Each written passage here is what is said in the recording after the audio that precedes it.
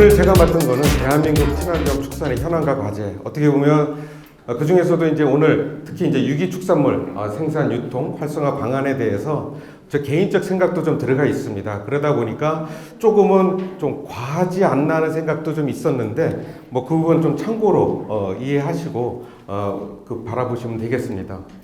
사실 저는 건국대학교에서 친환경 인증 업무만 올해로 어떻게 보면 20년째 하고 있습니다. 어떻게 보면 유기 농산물 인증 제도가 시행이 되고 나서 계속 이 일을 했다고 자부할 수 있는데요.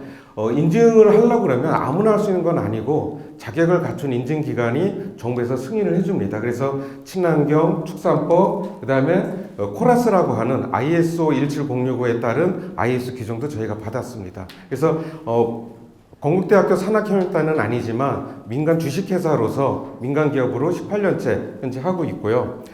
작년에는 동물복지축산농장 교육기관으로도 또 지정을 받았습니다. 그리고 인증기관도 평가를 받는데 매년 평가를 받습니다. 그래서 작년에는 우리 장관님 상까지도 이제 받은 그런 기관입니다. 그래서 오늘 이 귀중한 시간을 내서 오셨는데 그래도 앞에서 이 강의하는 사람이 어떤 사람인지 보여드리기 위해서 제가 저희 회사를 잠깐 소개시켜 드렸고요. 먼저 이제 대한민국 농업 현황에 대해서 한번 잠깐 말씀드리도록 하겠습니다. 이 자료는 2025년도 농촌경제연구원에서 매년 하는 농업 전망에서 있는 자료를 제가 좀 가져왔고요. 우리 앞선 강의 시간에 우리 송 교수님께서도 말씀하셨지만 농업소득이라는 말이 있었고 농해소득이라는 말이 있습니다. 그래서 이 내용을 보시면 여러분들 교재에 있으니까 한번 보시면 아시겠지만 이 농업소득이 1,300만 원이에요. 1년 동안 2025년도 올해 예상하는 농가소득이 1,300만 원, 이 평균입니다. 자, 그리고 농해소득이 2천만 원이 좀 넘어요. 이게 뭐지? 라고 했는데 앞서서 우리 송 교수님께서 말씀하셨듯이 6차 산업까지 가야 이제 농해소득이라는 걸 얻을 수가 있지만 여기에 이제 임금소득, 재산소득 이외에 이전소득이라는 게 또 1,800만 원이라는, 죄송합니다. 1,800만 원이라는 게 있고 그 다음에 비경상소득해서 직불금이 아닌 구호금 같은 것들 산불피해 입으셨는데 그런 농가분들한테 지급되는 비경상소득 이런 걸 다 통틀어서 우리는 농가소득이라고 얘기합니다. 그래서 이런 용어의 차이를 조금은 이해를 하시면은 그 다음 내용들을 이해하는 데 훨씬 더 도움이 되겠습니다. 그래서 이런 것들은 여러분들 교재를 통해서 한번 쭉 이렇구나 라는 것을 한번 보시면 될 것 같고요. 어쨌든 2025년도 호당 농업 경영비가 좀 하락할 것이다 라고 전망했지만 요즘 돌아가는 상황 보면 하락할 것 같지는 않아요. 대폭 상승할 것 같습니다. 그만큼 농업소득이 줄어들지 않을까 그런 걱정들을 좀 하고 있고요. 앞서서 우리 강의하신 교수님하고 조금 데이터가 차이가 있는 것 같은데 농가 호수가 2025년도에는 98만 호예요. 근데 농가 인구가 얼마냐면 200만이에요. 이게 무슨 얘기냐면 한 농가당 가구가 2가구, 2인 가구가 거의 대부분이라는 얘기죠. 그 다음에 65세 이상 농가 비율은 여러분들도 잘 아시지만 2024년 12월 말로 25% 초고령화 사회로 진입을 했습니다. 그런데 농가는 52.9%, 절반 이상이 65세 이상입니다. 친환경 인증 업무를 쭉 해보다 보니까 결국에 고령화된 농촌의 현실들을 저희는 피부로 직접 볼 수밖에 없는 상황들이 되겠고요. 농業취업자 수는 갈수록 줄어들고 있습니다. 그만큼 힘들고 어렵고 소득이 줄어들다 보니까 농촌을 떠나는 사람들이 상대적으로 많지 않나 하는 생각을 하게 되는데 이거를 깨치기 위해서 오늘 여러 가지 자료를 준비했으니까요. 끝까지 자리 지켜서 보시도록 하겠습니다. 자, 요거는 이제 소득률인데, 자, 이 표가 뭐냐면 2008년도에 농업 소득률하고 농가 소득하고 크로스가 돼요. 즉, 이 얘기는 무슨 얘기냐면 2008년도가 넘어가서부터는 아무리 돈을 많이 벌어도 소득률이 줄어들어서 내 주머니에 꽂히는 돈이 줄어들었다. 그 부분이에요. 이거는 2015년도에 발표된 자료이기는 하지만 2008년도가 그 기점이라는 얘기가 됩니다. 자, 그 다음은 농가 실질 농업 소득인데요. 2015년도 자료인데 앞서서 우리가 사진에서 보셨잖아요. 2025년도 농가 소득이 1,300만 원을 예상하고 있는데 이게 15년도 자료야. 10년 넘어서 계속 1,000만 원, 1,200만 원, 1,100만 원 여기서 왔다리 갔다리 하고 있다는 거죠. 이거는 축산농가 포함해서 우리 농촌에 거주하시는 농가 소득을 다 평균으로 한 얘기입니다. 그래서 축산농가하고는 분명히 차별화가 있어야 된다고 생각을 하고요. 그 앞에 맨 아래 보시면 2024년도 우리나라 대한민국 GDP가 약 2,289주예요. 그래서 우리 대한민국 인구를 1인당으로 다 나누니까 얼마가 되냐면 4,422만 원. 어떻게 보면 1인당 국민소득으로 따지면 농가소득 대비 한 절반이 조금 더, 한 60%? 70%는 안 되고 60% 언저리가 되지 않나 이렇게 좀 생각이 좀 들고요. 좀 오래된 자료이긴 하지만 분명하게 보이는 게 있습니다. 1억 이상 소득을 가진 그 농가 수가 축산업에 있어서는 37.6%라는 거죠. 이 숫자는 지금은 늘어나면 늘어났지, 비율이 늘어나면 늘어났지 줄어들지는 않았을 것이라고 생각을 합니다. 그만큼 축산농가의 소득이 다른 타 작물에 비해서 훨씬 더 낮다라는 것이 되겠고요. 5천에서 1억 이상 되는 구간들이 훨씬 많고 축산을 제외하고는 채소류가 그 다음이 됩니다. 자, 이거는 뭐냐? 농업생산 지수인데요. 여기 이제 축산업이 빨갛게 표시되어 있잖아요. 축산업이 과거에는 1990년도에는 농업 부분이 훨씬 더 많았지만 계속적으로 축산이 증가를 하기 시작해서 이만큼 올라갔는데 이 빨갛게 표시된 건 무슨 얘기냐면 구제역이 발생됐을 때 축산업이 확 떨어졌었어요. 2011년도가 되겠습니다. 그때 이후로 다시 회복을 해서 쭉쭉쭉쭉 올라가서 축산이 상승 곡선을 타고 있고 농업소득은 상대적으로 줄어들었다. 이게 이제 오늘 우리가 왜 축산을 해야 되는지, 왜 지속가능한 축산으로 가야 되는지 그 필요성을 갖다가 말하는 기본 기초 자료가 되겠고요. 여러분들 교재에도 있습니다만 한국인 밥상의 변화를 보시면 일반 언론에서 많이 소개가 된 자료예요. 과거에 비해서 지금은 축산물 소비가 상대적으로 많이 늘었습니다.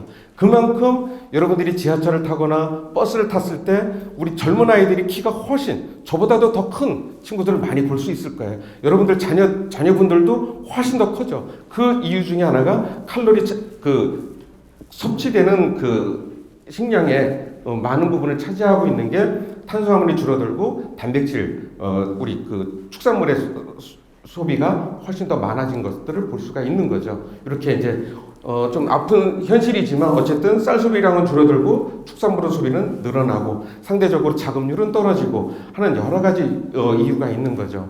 자, 대한민국 인증제도 참 오래전부터 시작을 됐습니다. 어떻게 보면 90년도부터 시작이 됐는데 맨 처음에 시작한 거는 76년도에 정농회라고 하는 민간단체에서부터 시작을 했어요. 어떻게 보면 우리 대한민국 국민들은 뿌리부터 친환경에 대해서 관심이 굉장히 많았고요. 이걸 시도한 것들이 굉장히 많았습니다. 그래서 90년대 들어와서 대한민국뿐만이 아니라 전 세계적으로 친환경에 대해서 바람이 불었어요. 바람이 불면서 제도가 생기기 시작했죠. 그래서 2000도에 들어와서 친환경 농산물 표시를 하는 인증 의무 제도가 도입된 거예요. 지금 어떻게 보면 25년째가 되고 있습니다. 그래서 그만큼 어떻게 보면 궤도에 딱 올라와서 자동으로 돌아가줘야 되는데 그러지도 못하고 아직도 활성화라는 이름을 통해서 이런 세미나를 해야 되는 입장이고 소비자 단체분들이 관심을 가지면 고맙습니다 하고 강사료도 안 받고 쫓아가면서 강의해드리고 있습니다. 자, 그래서 2017년도에 제가 이제 주식회사라고 말씀드렸는데 인증 업무 민간 이양이 드디어 시작이 됐고요. 그 다음에 등급제가 시작이 됐고 무항생제가 2020년도에 무항생제 축산물이 축산법으로 이관이 됐어요. 이런 여러 가지 사건들은 조금 이따가 표에서 한번 말씀을 드리도록 할게요. 자, 오늘 이제 친환경 인증에서 유기축산물을 얘기하고 축산법에서 무항생제 축산물을 얘기하는데 표는 어렵잖아요. 그러니까 그림으로 이렇게 딱 보시면 이게 참 재미납니다. 대한민국의 유기축산물 생산 현황이에요. 이게 보시면 2005년도에 제도가 시작이 돼서 쭉 발전해 오는데 2008년도에 162도인가요? 그래서 제가 찾아봤어요. 이유를. 근데 왜 그 다음에는 왜 뚝 떨어졌을까? 찾아보니 2011년도에 경기도 남양주에서 세계 아이콘 대회를 했어요. 국제 농민 대회를 대한민국이 유치하면서 이때 좀 무리수를 썼다고 생각은 저 혼자 했습니다. 과연 이게 맞는지 틀리는지 모르지만 어쨌든 이 당시에 162 농가가 60 몇 개 농가가 어디로 갔는지 좀 궁금합니다. 그 다음에 2022년도 괴산 세계 유기농 엑스포를 하면서 조금 늘었어요. 이때는 어떻게 보면 인증 기간도 그렇고 좀 정신을 차리지 않았나. 그래서 괴산 세계 유기농 엑스포를 하면서 조금 늘었습니다만 결국 대한민국의 현재 농가분들은 100농가 요 선에서 왔다리 갔다리 하고 있다. 자, 무항생제 이것도 재밌어요. 재밌다고 표현하면 좀 그렇지만 좀 슬픈 현실이죠. 2013년도에 만 농가가 13년도에 만 농가가 넘었던 시절이 있었는데 확 줄었어요. 왜 줄었을까 보니까 부실 인증 사건으로 해서 막 인증 기관들을 갖다가 철퇴를 내렸어요. 그때 제가 2013년도부터 18년도까지 인증기관 협회장을 했습니다. 그때 제가 처음 했을 때 78개 인증기관이 있었는데 지금 42개, 45개, 해외기관 포함해서 45개밖에 안 돼요. 지금도 인증기관을 쳐내고 있어요. 그만큼 믿고 소비자분들은 친환경 인증품을 사서 드시면 돼요. 자, 보시면 2017년도에 어떤 사건이 있었어요. 살충제 계란 사건이라고 표시를 하는데 살충제에 오염된 계란 사건이 있었습니다. 근데 이게 우리나라만 있었던 게 아니에요. 유럽도 있었어요. 유럽에서 시작이 됐죠. 그래서 그 당시에 그 문재인 정부 당시였는데 문재인 정부였나? 이명박 정부였나? 잘 모르겠습니다. 어쨌든 그 살충제 오염 계란 사건이 났을 때 식약처장님이 나오셔가지고 대한민국의 계란은 오염된 게 하나도 없습니다 라고 했는데 그 다음날 발표를 해버렸어요. 어디서? 농가원에서 오염된 거를 발표를 해버린 거예요. 그래서 난리가 났죠. 근데 유럽은 어떻게 했냐?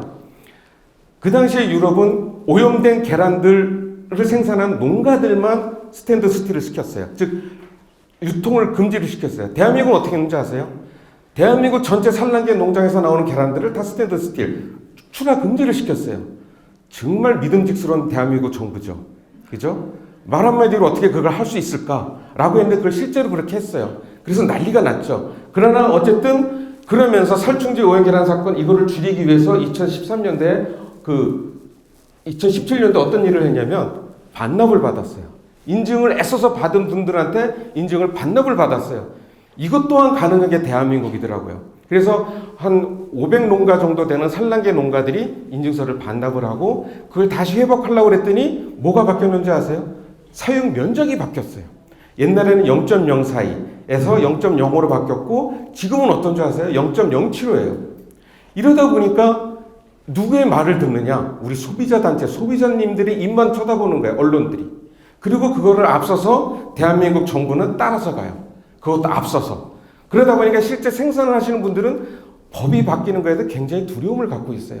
나 열심히 했는데 내가 왜 죄인이 되지? 라고 생각들을 참 많이 하세요. 자, 그러다 보니까 확 줄었죠. 그 다음에 2021년도에 무항생제 축산물을 없애려고 하다가 축산법으로 이관을 시켜놨어요. 그러면서 법이 조금은 완화가 됐어요. 자, 2021년도에 무항생제로 이게 축산법으로 넘어가면서 사실 그 전까지 햇섭 받고 친환경 받고 직불금을 받았던 축산농가분들이 그게 다 못 받게 됐어요. 그러다 보니까 위기의식을 느낀 거죠. 보조사업 이런 거 없으면 난 안 되는데 생각들 하는데 어쨌든 법이 바뀌고 나서 꾸준히 늘어서 지금 현재 7,351 인증 건수에 농가 수는 7,744농가입니다. 계속적으로 늘고 있어요. 바람직한 부분으로 가고 있는 거예요. 어떤 계기에 의해서 줄어들거나 인위적인 변화가 없는 상태. 스스로 농가분들이 이건 강압적으로 받는 거 아니에요. 그분들이 원해서 받는 거예요. 근데 이분들이 원해서 받는 거에는 사실 조금 모순이 있어요. 유통하시는 분들이 좌지우지예요. 근데 그 유통하시는 분들은 누구에 의해서 그렇게 하겠어요? 소비자분들이 찾아주니까 그렇게 가는 거예요. 자, 그 부분에서 우리 소비자 분들의 입과 머리가 굉장히 중요해요. 가슴도 또한 중요해요. 자, 그래서 유기축산물 품목별 인증 현황을 이렇게 쭉 보시면 교재에서는 조금 순서가 좀 바뀌었는데요. 이걸 찾다 보니까 맨 밑에 보시면 253건이에요. 조금 아까 106농가밖에 안 된다고 그랬잖아요. 107농가. 근데 농가 수는 274농가예요. 통계를 보면. 어머나 이게 어디서 나온 숫자인가 봤더니 호주하고 뉴질랜드에서 인증을 받아서 대한민국 여러분들 소비자들한테 물건을 팔기 시작한 거예요. 이러다 보니까 대한민국 인증 농가는 116 농가인데 해외에서 158 농가가 들어왔어요. 호주, 뉴질랜드. 이건 다 ACO라고 하는 호주에 소속되어 있는 인증기관인데 대한민국의 인증제도가 좋다고 해서 ACO가 대한민국 그 친환경 농업법에 따라서 인증기관을 득했어요. 그래서 이분들이 호주에 있는 농가들을 인증을 주고 있어요. 자, 그러면 유구는 뭐로 가느냐? 여러분들 대형 마트 같은 데 보시면 육포 같은 게 있을 거예요. 유기농 육포. 이게 다 호주산이에요. 그게 결국은 이 고기가 들어오는 거예요. 굉장히 많아요. 호주. 그 유구가 63농가예요. 한 농장 좀 규모 있게 되는 데는 2만 두가 넘어요. 뭐 3만 두 이래요. 어마어마하게 많아요. 그게 다 들어오는 건 아니겠죠. 대한민국 육포 시장이 얼마나 되겠어요. 그죠? 그렇게 크진 않습니다. 자, 우유. 여기 가로에 놓고 뉴질랜드라고 되어 있는데 82농가예요. 자, 대한민국에는 서울우유 협동조합이 있어요. 뉴질랜드에는 폰테라라고 하는 서울우유와 비슷한 조합이 있어요. 유업 조합이 있어요. 그 조합원들이 뭉쳐가지고 대한민국 인증을 받은 거예요. 나는 대한민국 시장을 녹화하기 위해서 대한민국 법에 따른 인증을 받겠다라고 해서 이거를 ACO 그 다음에 또 다른 인증기관에서 인증을 부여를 했어요. 그 멀리까지 가서 인증을 해준 거예요. 우유는 각종 치즈, 버터 이런 거로 해서 들어오고 있습니다. 폰테라 많이 들어와요. 많이 들어와요. 자, 그렇게 해서 이렇게 그 밖에 다른 나라는 없고요. 올해 초에 벌꿀이 받았어요. 벌꿀, 유기벌꿀. 이것도 호주예요. 저는 인증 기간을 하면서 이거를 통해 가지고 밥 먹고는 살고 있는데 저희 직원이 저 포함해서 24명이에요. 오로지 인증 업무만 해가지고 24명 그러니까 월급을 줘야 되는 거죠. 그러면서도 그 대한민국의 그 양심, 대한민국에서 벌꿀 참 법이 까다롭다고 하지만 인증 기준을 지키지 못하는 벌꿀 농가는 못 주겠다라고 생각을 했는데 어쨌든 호주에서는 두 군데가 받았어요. 직선거리로 3km에 농장이 있으면 안 되고요. 도로 있으면 안 되고요. 일반 관행 경작지가 있으면 안 되는 게 대한민국 법이에요. 왜 이렇게 세냐 그렇게 보실 수가 있는데 중국의 법은 어떤지 아세요? 직선거리로 5km예요. 동일한 규격을 따져요. 유럽의 법이 3km예요. 직선거리. 근데 여러분들 요즘 고속도로 어떻게 하나요? 터널을 뚫고 산을 깎죠. 이러다 보니까 이거 하려고 그러면 지리산 청양봉 밑에가 청양봉 아시죠? 국립공원 그 안에 들어가서 벌을 양봉을 해야 되는 거예요. 이게 대한민국에서 아니면 섬 가서 유기양봉을 해야 되는 거예요. 그래서 저희는 못 드렸어요. 매번 전화 왔습니다. 근데 직선거리로 3km가요. 어마무시해요. 대한민국에 어디든 보면 3km 내에 도로가 있던 관행필지가 있던 또는 그 농장이 없는 데가 없습니다. 그러다 보니까 법은 만들어졌지만 실제로 대한민국에서 유기양봉하기가 정말 어렵더라는 부분이에요. 그래서 어떤 한계점이 분명히 있는데 왜 대한민국 이걸 왜 안 줘? 라고 하지만 법이 그렇기 때문에 못 드립니다. 라고 얘기를 하고요. 이게 유기축산물의 품목이 이렇게 있고요. 자, 그 다음은 우리 이제 그 관에서도 오시고 그랬는데 우리가 1년 동안 인증 업무를 하고 그 다음에 1월 10일까지 통계를 제출을 해야 돼요. 소는 두당 450kg에서 500kg. 그러니까 출하량 대비 실적을 갖다가 킬로그램으로 환산을 해주는데 이게 안 바뀌어요. 요즘 소가 얼마나 커졌어요. 그죠? 닭고기는 무조건 1kg고요. 계란은 과거에 55g에서 60g 바뀌었고요. 우유는 리터고 오리고기 1.3kg, 오리알은 70g. 이걸 통계청에서 딱 정해주고 이거대로 계산을 해라. 라고 하다 보니까 이 킬로그램 수가 나온 거예요. 또 하나의 문제는 자, 인증을 받은 농가가 이걸 인증품으로 팔든 인증품으로 팔지 않든 무조건 인증받은 농가의 생산물은 다 이 통계에 들어가요. 그러다 보니까 이렇게 많은 우유가 생산이 되는데 왜 우리가 유기축산물을 쉽게 접할 수가 없나? 기껏 볼 수 있는 거는 유기우유. 여러분들 앞에서 보신 매일 상하에서 나오는 150ml짜리인가요? 120ml짜리 그 카톤팩으로 만든 거. 이런 거밖에 못 보는 거예요. 유기소도 분명히 있고, 그죠? 유기닭도 있고, 올개수도 있지만, 요 앞에 그 나온 것들 이렇게 보니까 저희 기관에서 인증을 부여한 데가 참 많이 있어요. 근데 그걸 보다 보니 신선한 냉장 유기 소고기를 보신 분 계세요? 이걸 보려고 그러면 현대백화점 갤러리아를 가거나 또는 초록마을이나 이런 데 가시면 볼 수 있는데, 초록마을이나 이런 아이코프 생협 매장을 가시면 냉동만 봐요. 근데 참 재밌어요.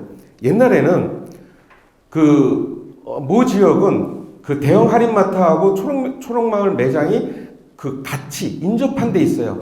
과거에는 소비자가 미안하니까 장 보고 와서 그 앞에다, 문 앞에다 그 장바구니를 내려놓고 들어와서 소고기를 사가거나 유기 축산물을 사가요. 근데 요즘 어떤지 아세요? 그냥 떳떳하게 들고 들어와서 장 볼 거 장 보고 가요. 그만큼 많이 바뀌었다는 거예요. 그래서 그걸 왜 사나 봤더니 다 우리 손주들 먹이려고, 또는 병환 중인 우리 시아버지, 시어머니 또는 친정엄마 선물을 하려고 그걸 사더라고요. 그래서 이게 자꾸 유통이 돼줘야 되는데 유통이 많이 안 돼요. 그게 한계가 있잖아요. 그 한계가 있다 보니까 여러 가지로 좀 어렵더라. 그래서 어쨌든 통계적인 부분에서는 굉장히 많은 양이 그 생산이 되고 있다, 이렇게 보시면 되겠고요. 자, 그 다음에 인증 법령 체계인데요. 법 얘기하면 벌써 머리가 아프기 시작해요. 그래서 여러분들 교재에도 있지만 친환경 농업법, 그 다음에 여기에는 법률, 시행령, 시행규칙을 이렇게 간단하게 비교를 해놨고요. 그 다음에 축산법. 자, 2017년도 살충제 오염기란 사건이 나면서 무항생제 축산물 인증 제도를 없애려고 그러다가 그 당시 모 과장님께서 없애려고 마음을 굳혔다가 제가 좀 바른 소리를 했어요. 대한민국에서 친환경 농업을 하시는 분들이 퇴비를 쓰려고 그러면 어떤 퇴비를 써야 되는지 아십니까? 지금 이렇게 얘기했지만 사실 이제 조용히 그 두 손 가지런히 모으고 조곤조곤하게 설명을 해드렸어요.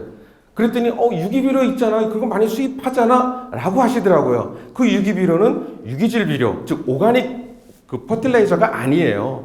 기름 짜고 남은 그 찌꺼기를 갖다가 유기비료라고 해서 들어오는 것들, 그거를 갖고 잠시 용어상에 헷갈렸던 모양이에요. 그걸 바로 잡아드리니까 안 되겠네, 그러면 다른 방법을 찾아야지.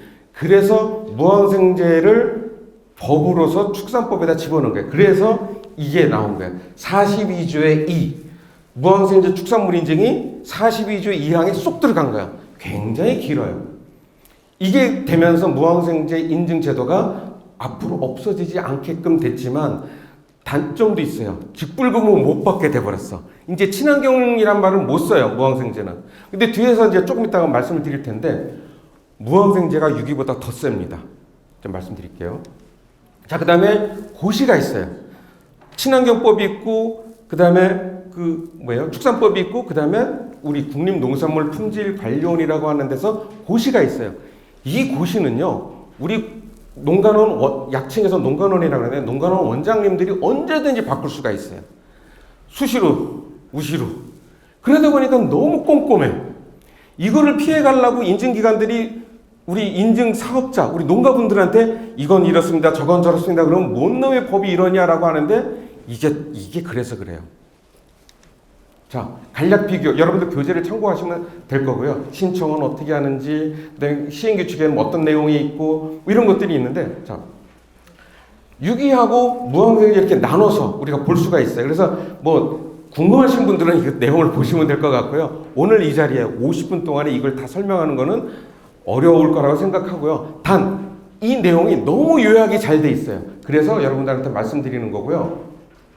자, 요건 유기와 무항생제인데, 자, 제가 무항생제가 유기보다 더 세다 그런 게 뭐냐면, 자, 치료 목적 이외에 성장 촉진제, 호르몬제죠. 이런 것들은 못 쓰고요. 그 다음에 항생제나 이런 것들도 못 쓰도록 되어 있는데, 여긴 뭐라고 되어 있어요? 전환기간과 휴약기간 중 긴 기간만 준수하면 유기축산물은 유기로 팔 수가 있어요. 단 무항생제는 질병 취약 시기, 이것도 질병 취약 시기라는 말도 저는 축산을 전공했거든요. 이 질병 취약 시기라는 말이 만들어진 거는 이과생이 아니에요. 문과생이 만들었어요. 이 당시에 농가원 담당 인증관리과 계장님이 2016년 1월 3일 날 MBC에서 무항생제 인증제도에 대한 그 까는 보도가 나왔어요. 9시 뉴스에. 그래서 1월 5일인가 6일 날그 농촌경제연구원에서 연구한 거를 발표하기로 했었는데 그게 다 취소가 됐어요. 취소가 되고 우리 소비자 단체하고 여러분들이 모여가지고 간담회를 하면서 중요한 얘기를 했죠.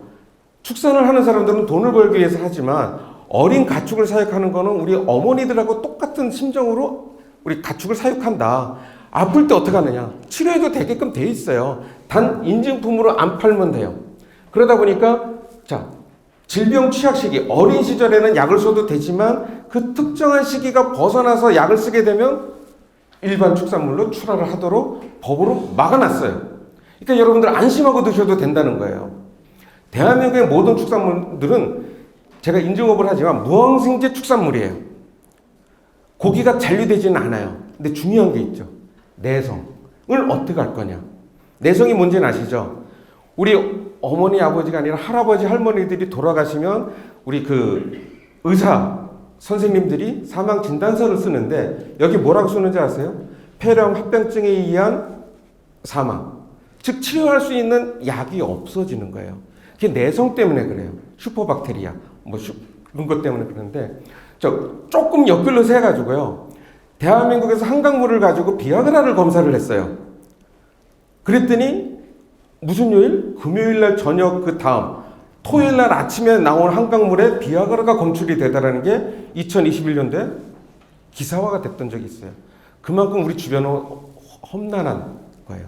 거기서 생산되지는 않겠죠. 한강에 고기 잡은 것들은 유통이 안 되잖아요. 어쨌든 일반 축산물로 출하도 안 되는 게 무항생제 축산물이라는 걸 말씀드리기 위해서 조금 엮을려서 했습니다. 자, 이렇게 궁금하신 분들은 이걸 보시고요. 그 다음에 취급자 인증 제도라는 게 또 생겼어요. 내가 무항생제 축산물을 또는 유기축산물을 취급하려고 그러면 인증을 받아라. 그리고 어떠한 기준에 의해서 받아라 라는 것들이 명확하게 구분되어져 있다는 부분이에요. 그만큼 우리 소비자분들이 무항생제 축산물 또는 유기축산물을 구매를 할 때 분명하게 이게 정리정돈이 잘 되어 있다는 부분들이에요. 그래서 법도 굉장히 세요. 그래서 여러분들 관심 있는 분들은 이 부분을 좀 보시고요. 자, 대한민국에 인증제도가 참 많습니다. 제가 이걸 왜 말씀드리냐면 2007년도에 농진청에서 이런 제도를 만들었어요. 그러니까 그 친환경 축산 표준 모델에서 2007년도에 만들었는데 그 개념은 뭐냐면 환경보전과 자원순환, 가축건강, 경관보전, 경영관리 이 큰 틀은 바뀌지 않았습니다. 그런데 이제 대한민국에서 여러 가지 인증 지정 제도를 만들면서 깨끗한 축산, 환경친화 축산농장, 동물복지농장 해가지고 여러분들 교재에 이렇게 있고요. 이분들이 이걸 인증을 유지하기 위해서는 교육을 매년 받아야 돼요. 그러니까 안심하고 우리 소비자분들한테는 안심하고 드셔도 됩니다. 이만큼 우리 인증사업자, 생산자분들이 열심히 교육을 받고 있습니다 라고 말씀을 드려요. 근데 동일한 교육도 있고 여러 가지 또 그렇지 않은 것도 있어요. 그래서 방목생태, 햇사, 유기축산물, 무항생제 또는 저탄소 축산물까지. 그래서 어제 이제 제가 확인을 해보니까 저탄소 축산물만 하더라도 탄소 중립과 관련해서 한우농가가 105농가, 돼지 104, 젖소 13, 젖소도 유기가 또 15농가나 저탄소 축산물 인증을 받았더라고요. 그래서 근데 이제 중요한 게 있죠.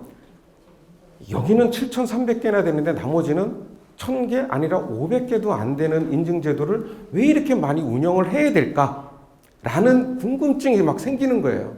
그죠? 이 궁금한 부분들은 그 다음으로 넘어가도록 하고요. 제가 할 게 참 많은데 여기서부터는 이제 제가 20년 가까이 친환경 인증업을 하면서 여러 가지 이제 친환경 축산업 좀 활성화할 수 있는 방안이 뭘까는 부분에서 생산 측면 또는 인증제도 또는 정책 관련된 부분에서 조금은 제 개인적 의견들이 좀 많이 들어갔어요. 그 개인적 의견이라는 걸 좀 생각하시고 이해해 주시고 좀 넘어가시면 좋을 것 같은데, 자, 어려운 점. 참 대한민국 축산에서 유기 축산하기가 정말 참 어렵습니다. 특히 친환경이라고 하는 건 이제 유기밖에 없는데 생산 측면에서 초기 투자 비용 분명히 있어요. 그거를 기존에 우리 정부 정책 입안하시는 분들이 제도를 만들면서 그걸 어떻게 보면 죄송한 말씀이지만 그냥 스킵하고 넘어가는 게 아닌가 하는 생각이 들어요. 그러다 보니까 온몸으로 부딪혀가지고 끌고 오신 게 지금 현재 유기축산 또는 무항생 인증농가가 아닌가 싶어요. 그 고통은 이루 말할 수가 없어요. 그래서 제가 인증기관 협회장을 할 때 바꾼 게 있어요. 대한민국의 인증 사업자 인증 번호는 평생 갈 수 있도록 하자. 주민등록번호처럼. 왜? 이 인증번호는 내 목숨처럼 갈 수 있으니까. 또 한 가지는 뭐냐면 약간 제 개인적 그것도 있었죠. 인증번호가 바뀌면 포장을 바꿔야 돼. 포장 바꾸려면 그 돈이 들잖아요. 그 비용, 돈 들어가는 건 누구한테 부담이 되겠어요? 결국 소비자한테 부담이 되는 거더라는 거죠. 그래서 크게 생각해서 그렇게 바꿨는데 어쨌든 그런 부분과 유기사료, 가격도 가격이지만 선택을 제한받을 수밖에 없는 게 대한민국 현실이에요. 어떻게 유기사료를 먹이면서 수입사료를 먹여라고 말씀하시는 분들이 참 많이 계세요. 근데 대한민국에서 생산되고 가지고 유기하기에는 너무나 어려워요. 그 어려운 현실을 갖다 좀 이해하시면서 유기축산물 소비를 좀 해주셨으면 하고요. 뭐 시설 개선이라든가 정부 지원의 부족, 이런 아쉬운 부분들, 이걸 얘기하다 보면 맨날 밤을 새서라도 이분들은 다 얘기하실 거예요. 제가 이렇게 간단하게 요약을 했지만 기술적 어려움 정말 많습니다. 이건 어떻게 보면 강가에 그냥 애들 내보내놓고 네가 알아서 수영해서 저 건너가라고 한 거랑 똑같아요. 너무너무 어려워요. 교육 프로그램도 태부적이에요. 일반적으로 받는 교육은요, 그냥 그냥 수박 겉핥기 식인 교육들이 너무나 많아요.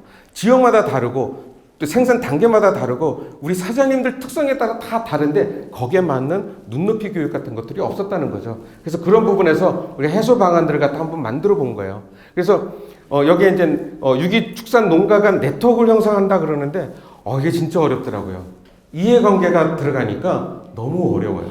그래서 어떻게 보면 앞으로 우리나라가 발전하려고 그러면 이런 네트워크 형성하는데 서로 내 거를 줘야지 그쪽에서도 또 규정한 걸 또 같이 공유를 할 수 있지 않겠습니까? 그런 부분에서 좀 대줘야 되는데 어쨌든 백농가 가지고 뭘 하려고 그러다 보니 참 어렵다는 게 현실적인 문제고요. 그런 부분에서 생산대계 혁신으로 산업 생태계 조성을 한다라고 하는 이런 거창한 생각들을 한번 풀어봤어요. 근데 이게 가능할까요? 어렵지만 하나씩 우리가 풀어가야 될 것들이 너무나 많은데 이 제한된 시간 가지고 어떻게 이걸 얘기를 하겠습니까? 그죠? 근데 어쨌든 저한테 이 귀중한 그 시간을 주시면서 이거를 내용을 하라고 그러니 한번 열심히 정리를 해본 거예요. 그래서 여러분들 교재에 있으니까 뭐 잘 살펴보시도록 바라고요. 유통 분야. 제가 첫 번째로 소비자 인식 부재. 전 소비자님들이 오실 줄 모르고 이걸 썼어요. 정말 근데 몰라요. 너무 몰라. 한번 예를 들어볼까요? 자, 시장에 나가서 여러분들이 고기를 살 때 뭘 보고 사요? 때깔 보고 사잖아요. 과일 살 때 뭘 보고 사요? 크고 이쁜 거 사잖아요. 이게 유기축산이나 무항생제, 무농약 이런 인증품하고 비교를 하면 이게 흠이 많아서 선물용도 아니라고 그래요. 예를 들어서 유기로 생산된 감귤이나 이런 걸 선물로 보내잖아요. 이거를 주냐고 뭐라고 그래요. 그게 우리나라 소비자들의 기본적인 인식 부재예요. 이 말은 무슨 얘기냐면 대한민국의 유기농산물을 농약 검사를 하잖아요. 얼마나 나올 것 같아요? 0입니다 라고 하는 거는 있을 수가 없는 얘기죠. 미국, 유럽, 대한민국을 비교했을 때 어디가 제일 많을 것 같아요? 미국이 제일 많아요. 17%예요. 많아요. 그 다음에 유럽 아주 없을 것 같죠? 아니에요. 7%인가 그래요.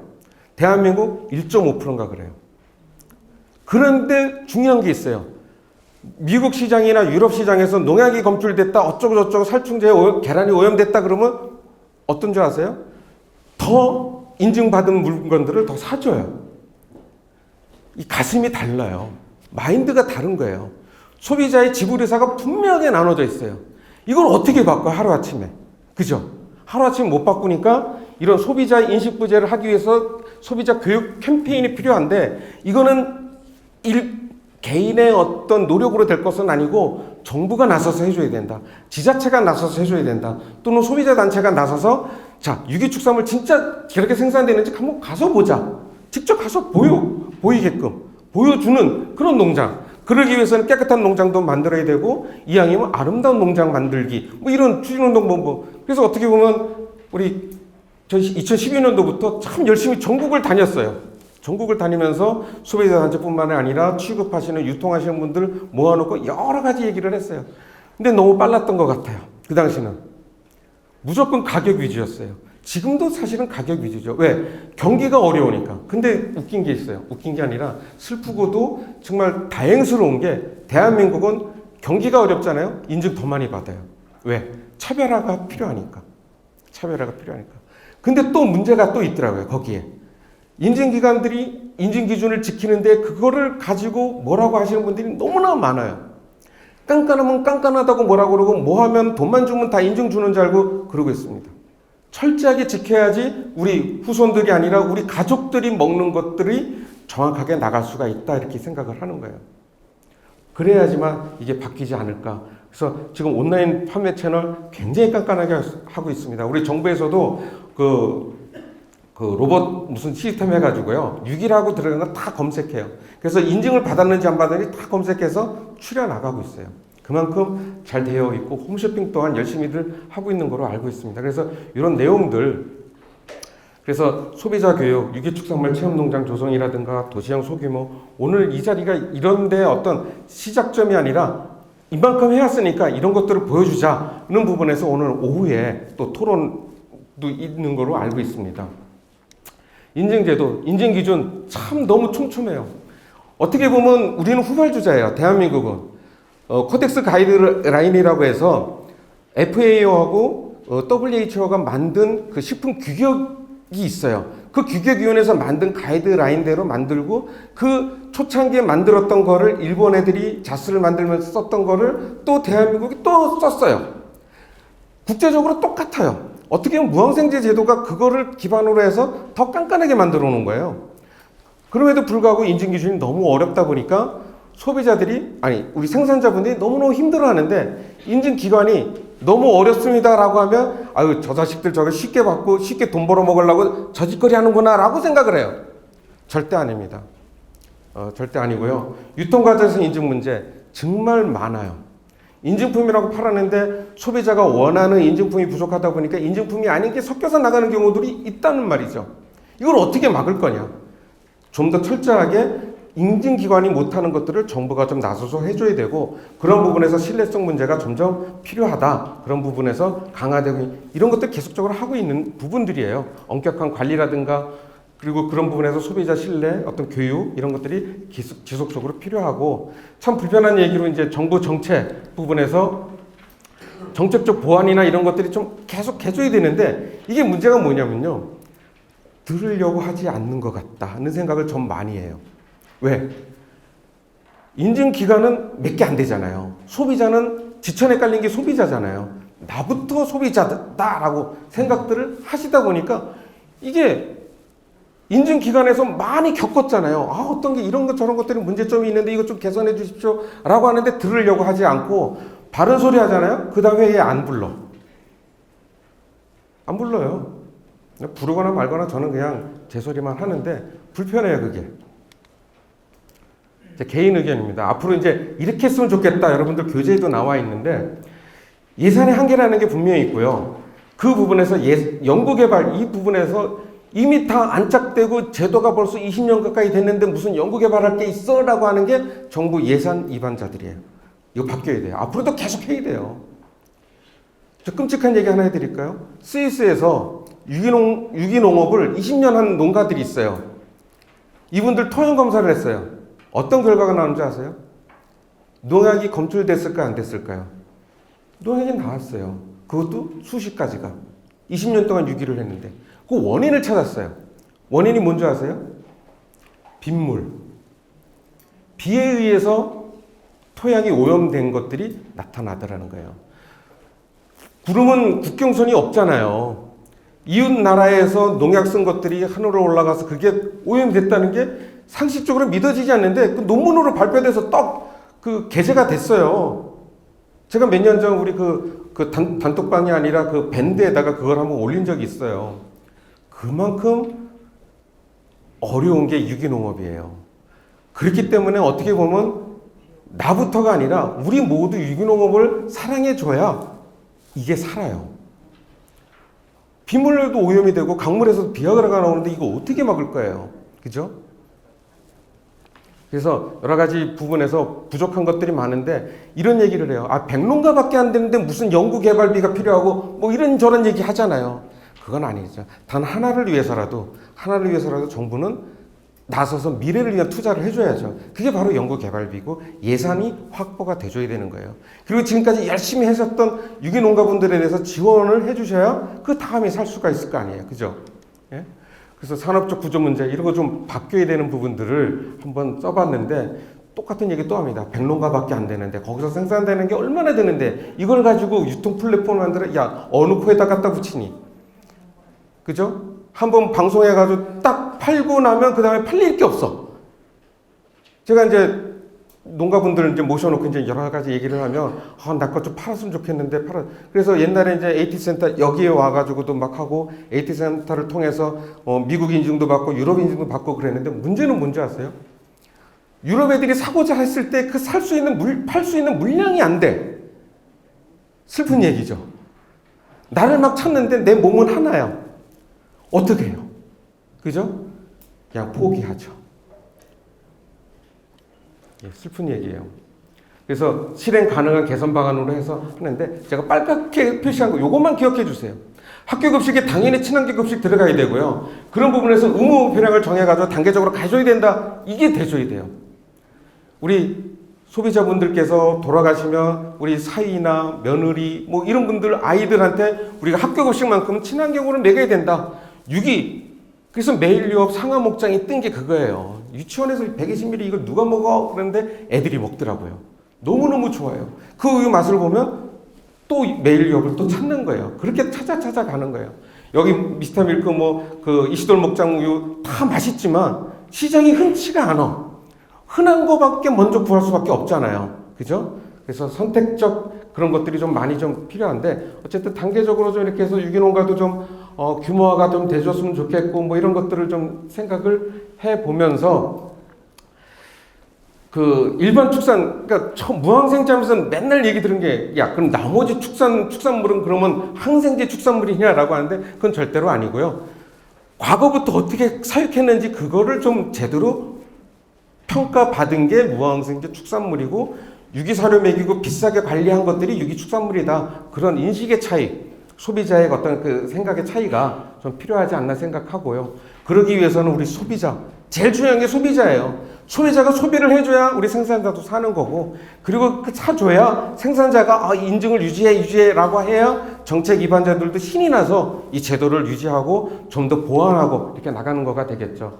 그러니까 지금 죄송한 얘기지만 물고기가 소비자예요. 여기 생산자예요.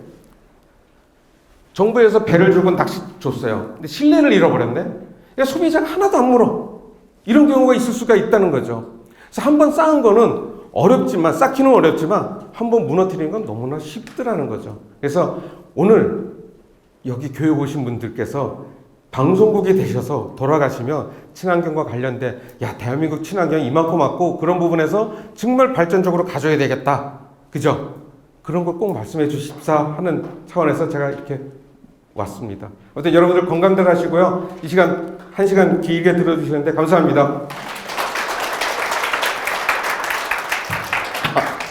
마지막에 또 있는데 이게 살짝 우리 사례는 아니에요. 미국의 사례인데 미국의 그 퍼듀라고 하는 굉장히 유명한 대학이에요. 얘네들이 뭔 짓을 했는지 한번 볼까요? 엔티바이오틱 아무튼 뭐 영어로 써서 항생제가 답은 아니다 해서 요거를 계속 저한테 일주일에 한 편씩 보내요. 무항생제 닭고기로 요리한 요리 레시피를 보내줘요. 와, 지우고 해도 계속 보내. 근데 보세요. 닭고기를 생산하는데 100% 식물성 사료? 이게 어떻게 가능하지라고 하는데 여기 뭐가 돼 있어요? No animal byproduct. 가축 부산물을 쓰지 않은 사료를 가지고 무항생제 사료를 만들었고 거기다 방목을 시켰다. 와, 비싸겠죠? 잘 팔려요? 이렇게 프리레인지 이런 것들도 있더라는 거죠. 대한민국만 무항생제 얘기를 하는 게 아니라 미국의 퍼듀라고 하는 저 메이저급인 대학에서도 저것을 하고 있더라. 그런 얘기입니다. 네. 그래서 그렇게 해서 제 그 1시간 맡은 거를 마무리하고요. 제 전화번호와 저희 이메일이 있으니까요. 궁금하신 부분은 전화 또는 우리 사무국장한테 연락을 주시면 성심성의껏 답변을 해드리도록 하겠습니다. 감사합니다.